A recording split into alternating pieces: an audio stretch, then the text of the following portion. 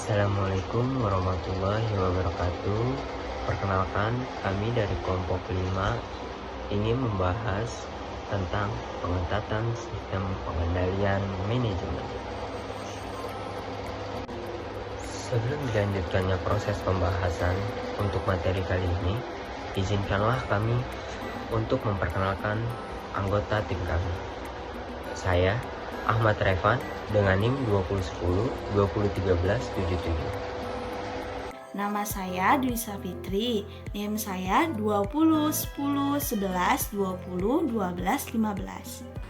Saya Siva Aulia dengan NIM 201011200947. Kami akan membahas tentang pengetatan sistem pengendalian manajemen.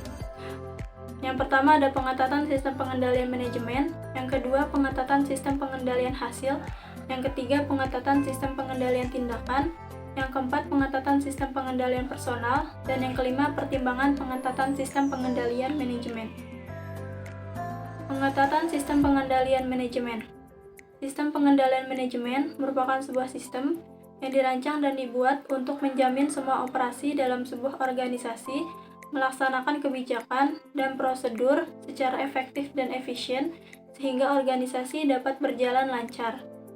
Sistem pengendalian manajemen yang baik adalah yang dapat mengarahkan, menggerakkan, memotivasi, atau bahkan memaksa orang yang di dalam perusahaan bertindak sesuai dengan tujuan perusahaan. Pengendalian manajemen yang baik dan benar bisa membuat sebuah organisasi dalam proses pembentukan sebuah keputusan sehingga individu-individu dalam suatu organisasi dapat melakukan seluruh konsep yang telah ditetapkan secara maksimal dalam suatu organisasi sehingga organisasi berjalan dengan baik. Pengetatan sistem pengendalian hasil. Pengendalian hasil adalah tipe pengendalian yang melibatkan pemberian imbalan pada karyawan untuk hasil kinerja yang bagus atau disebut juga insentif atau bonus atas kinerja karyawan. Pengendalian ini sangat berorientasi pada hasil dan performa akhir yang mempunyai tujuan untuk mencapai pengendalian dengan hasil yang ketat. Adapun karakteristik sistem pengendalian, yang pertama yaitu definisi atas hasil yang diharapkan, dibagi menjadi 4. Yang pertama kesesuaian, artinya tujuan yang telah direncanakan oleh organisasi untuk sistem pengendalian harus sesuai prosedur yang ditentukan. Kedua, spesifikasi, artinya tujuan yang telah direncanakan harus mencapai target kinerja spesifik. Yang ketiga ada kelengkapan, artinya area hasil yang didefinisikan sistem pengendalian manajemen melibatkan semua area di mana organisasi diharapkan berkinerja dengan baik. Yang keempat, komunikasi dan internalisasi, yaitu target kinerja yang telah direncanakan harus dikomunikasikan secara efektif dan efisien. Adapun yang kedua yaitu pengukuran kinerja. Pengukuran kinerja adalah elemen yang sangat penting dalam sistem pengendalian hasil. Pengendalian hasil akan tercapai apabila tujuan yang telah direncanakan di awal terikat pada pengukuran kinerja yang tepat. Yang ketiga ada insentif. Insentif dibagi menjadi 2, yaitu imbalan intrinsik dan ekstrinsik.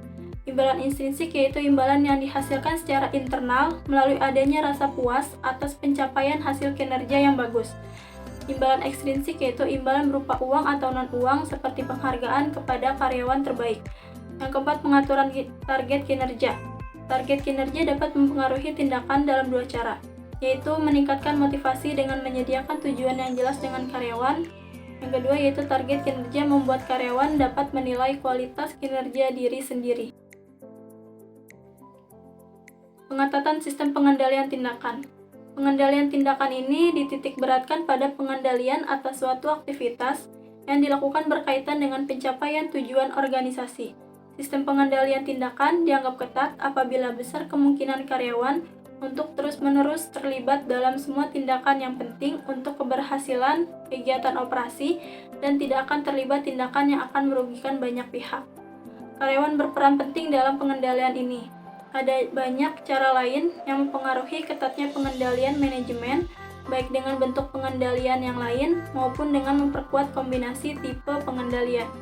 Yang pertama ada pembatasan perilaku, kedua preview pratindakan, ketiga akuntabilitas tindakan, yang keempat redundansi. Adapun penyebab kegagalan pengendalian tindakan, yang pertama tidak dapat memahami pengendalian yang sempurna mengenai penentuan dan pengaruh pengendalian manajemen. Yang kedua, kecenderungan melakukan penundaan, membuat pengendalian manajemen untuk mengerjakan permintaan bisnis yang lain dianggap lebih penting dan utama. Penundaan implementasi juga dapat disebabkan gaya personal manajer dalam memimpin sebuah perusahaan. Pengetatan sistem pengendalian personal atau kultural. Nah, tujuannya itu untuk apa sih? Yang pertama, itu untuk memastikan karyawan mengetahui apa yang diinginkan oleh organisasinya. Lalu yang kedua, ada memastikan tiap karyawan itu bekerja dengan baik, benar, dan memiliki kemampuan serta knowledge yang lebih pada bidang tersebut. Lalu, yang ketiga itu untuk meningkatkan pengawasan kepada karyawan untuk melaksanakan pengawasan kepada dirinya sendiri. Nah, yang selanjutnya itu pengendalian personal dapat diimplementasikan melalui, yaitu ada seleksi dan penempatan. Nah, dalam seleksi dan penempatan itu biasanya yang lebih diutamakan yang berpendidikan, berpengalaman dalam bekerja, dan berkepribadian serta mampu bersosialisasi. Lalu, yang kedua, itu ada pelatihan, menyediakan informasi yang berguna mengenai tindakan atau hasil yang diekspektasikan dan bagaimana tugas harus dikerjakan. Lalu ada yang ketiga, desain pekerjaan dan menyediakan sumber daya yang diperlukan. Nah, maksudnya itu desain pekerjaan harus sesuai dengan desain pekerjaan yang dimaksud. Nah, yang juga itu disediakannya sumber daya yang diperlukan untuk pekerjaan tersebut. Selanjutnya ada pertimbangan pengetatan sistem pengendalian manajemen. Itu ada 3 poin penting. Yang pertama, keterikatan antar tingkat ketekatan pengendalian dengan efektivitas pencapaian tujuan. Lalu, dalam sebagian besar kasus, semakin kritikal faktor yang dapat menunjang pencapaian tujuan organisasi akan semakin ketat juga tingkat pengendaliannya. Nah, lalu yang kedua itu ada biaya yang harus dikeluarkan untuk keketatan tingkat pengendalian. Seperti yang sudah diketahui, semakin ketat tingkat pengendaliannya, maka semakin tinggi juga atau besar juga sumber daya yang dibutuhkan atau digunakan. Jadi, semakin besarnya itu artinya biaya yang dikeluarkan juga akan semakin besar. Nah, lalu yang ketiga, apakah ada efek samping bila mengimplementasikan pengendalian dengan tingkat ketatan tertentu?